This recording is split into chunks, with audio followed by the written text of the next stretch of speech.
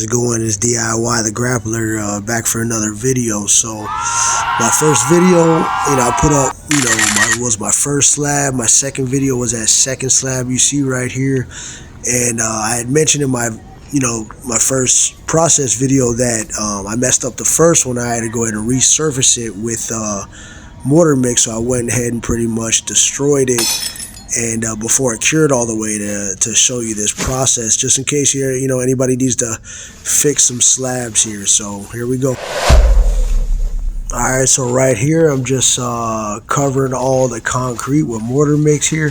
So this mortar mix, when it comes to this mortar mix, it's super strong. I mean, it's 6,000 psi. That means 6,000 pounds per square inch. So this thing is, even if you look at some of the concrete bags, it's only 4,000 psi. So and on top of that, my first video I had just put down, like I said, that masonry cement, which I didn't realize that it needed something to bond to. So what's going on here is, with this mortar mix, it's pretty much concrete without the rocks. So it's cement and sand. So then what happens is these two can bond together and make a strong surface, make a strong whatever, so this, if you do any research on this mortar mix, they use this to like patch up bridges, patch up like concrete. It's holding up some heavy structure here, you know what I'm saying? So anyway, so what I did was I made a new form, a little bit bigger than the last one, just like I did on the first one. My first slab was solid. It was good. I didn't even have to go ahead and just destroy it. I'm like, you know what? Let me go ahead and, even though I'm going to contradict myself a little bit, because later on in this video, I'm going to be talking about not wasting, but I was like, you know what? Let me make that process, or let me show this process to some people, because I see, I'm new at this also, but I do a lot of research and, and through trial and error, but I see a lot of people making their slabs, and it's just not coming out that great. And with this, you don't really need to be an expert, and even if you mess it up, it's all good. Chip off that top layer, put in the mortar mix, which is super strong, 6,000 psi. So what I'm doing here is, I chipped off all the mortar mix before it cured, before it got too hard to take off. And what I'm doing is, I chipped it down to the concrete. Now I made the form a little bit bigger than the concrete slab. Now I am filling in the sides with the mortar mix. So pretty much, like I said in that one video, like a cake mix, like a frosting almost, where I'm putting the mortar mix around the concrete slab, pretty much like frosting. Another good thing about this mortar mix, it doesn't need any bonding agents, or you don't have to add anything. It bonds straight to concrete. It just needs to be clean. Wow. And yeah, bonds without anything. It's just super nice and easy. I would definitely recommend wearing a mask, not breathing it in. But yeah, I'm just sitting here just prepping, getting ready, just filling in the little the edges right here, because there is a dip. So I don't know, I should have probably put the camera closer. So you have a slab inside there, and then on the sides there's about 1 inch that's a gap. So what I could do is, so I could put that mortar mix around the slab to go ahead and just create pretty much a whole new slab. So I have the concrete in the middle, then the mortar mix is all around it. Now remember, this is just kind of like resurfacing. You don't really have to do this, but I'm pretty much resurfacing the dry poured concrete with mortar mix.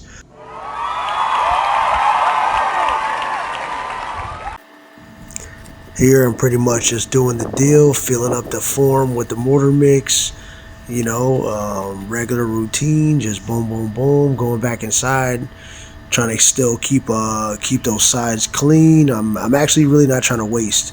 Oh, there, I got my new player screed. I got the new screed. I think it's called Marshalltown or something like this. But yeah, it's like nice little screed you can buy. But I'm over here vibrating the sides, hitting it with the rubber mallet to take out those voids, any of those little air pockets.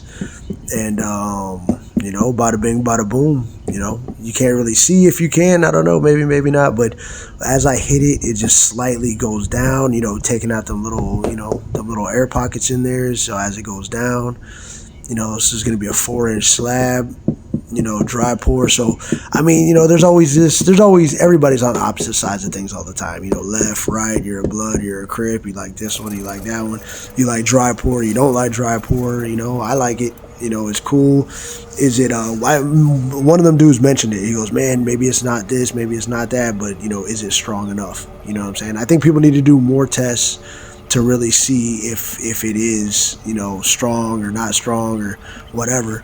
The thing is that I still see, you know, like now that I'm new with this, but I'm going around I look everywhere at concrete now, and I just see cracks. I forgot there's these things in the concrete world. I'm not a concrete guy. I'm actually a black belt in Brazilian Jiu-Jitsu, and you know I do all this. But the thing is that there's like a saying that says, you know, concrete this, concrete that, and one of the sayings is concrete is gonna crack.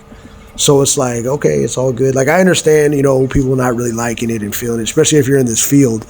You know, you're like, man, these people are, you know, they're losing money, you know. But on the other side of it, you know, you got the DIY people that are just saving money, you know. And this is a 4-inch slab that, you know, I'm going to be walking on and chilling and just experimenting, having fun with it. I'm really trying not to waste. So my last video, you know, one of the comments were like, oh, that's a lot of extra, you know, falling off the sides. Even though it falls off easy, that's really not the issue. But I looked at it like, dang, you know, he's right. I am wasting a lot, you know. So if you notice, there's not much really on the sides. I'm just trying to fill in the voids here, fill in the deal.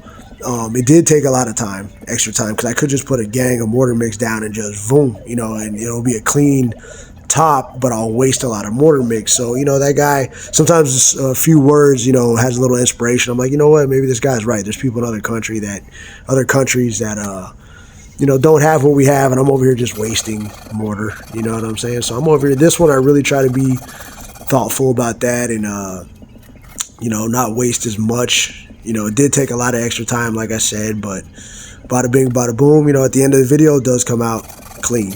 You know, this one was clean before I destroyed it, or halfway destroyed it. But yeah, it comes out clean. Here I'm doing the last, you know, few final steps with the whole misting deal. Another good thing about this mortar mix is that it is fast setting. So, you know, it's all how you look at things. Perspective could be a good thing, could be a bad thing. I believe it's a good thing because what happens is it sets faster. So what happens is you can soak it quicker. You don't really have to wait so many hours, like hour after hour after hour of misting. You can kind of mist it once or twice real quick, and then boom, start soaking it. I mean, this time I misted it maybe like one time, and then maybe 15 minutes later I misted it again, and then another 15 minutes maybe a mist, and then maybe another 10 minutes I started soaking it. I felt it. It was hard, so I started soaking it. So it's good. You know, it goes a little quicker. You know what I'm saying? I mean, yeah, it's going to take some time to cure, but yeah, this mortar mix is a good deal. You know, some people don't like the tan color. I like the tan color. You know, it matches my pants over here, my concrete pants. I usually don't dress like this. This is my old stuff, so I got my, you know, old shirt on. Okay, here, boom, bada bing, bada boom. Look at it. It's clean. It's clean. I hope this video could help some people. You know, top that off. I got it from the guy Zane. He does actually use a different mortar than I do. He uses a repair mortar. I'm using the mortar mix, and you know, I really like it a lot. Look at the finish. That's a clean, you know, super clean finish. So you have the, you know, this is actually resurfacing at this point. But you could use it. You don't have to resurface, but I resurfaced some messed up concrete. So I mean, you could do this in general. If you have a bad, you know, messed up, you know, porch or a messed up doorway or messed up whatever, just build a new form around it and go ahead and just, yeah, put some mortar mix or some kind of mortar. Even the repair mortar is good. That's my first slab. But, you know, these still got to get painted or stained, but, man, it's solid. Look at it. Bada bing, bada boom. I'm proud of it. You know, I'm still new at this, but, you know, I'm getting better. And, yeah, that one was resurfaced, too. You know, there's a ugly duckling of a concrete slab. I don't want to say ugly duckling. I shouldn't say that. But there's a concrete slab in there too with some mortar mix around it. You know, so hope this video helps some people. You know, I'm going to be making more, and I'm going to have this floating pathway coming up soon. This is going to wrap around all around the side, and I'm going to be having rocks, you know, like a modern type of deal. Rocks around the concrete slab. You know, I got some stuff going on in the front. And yeah, enjoy.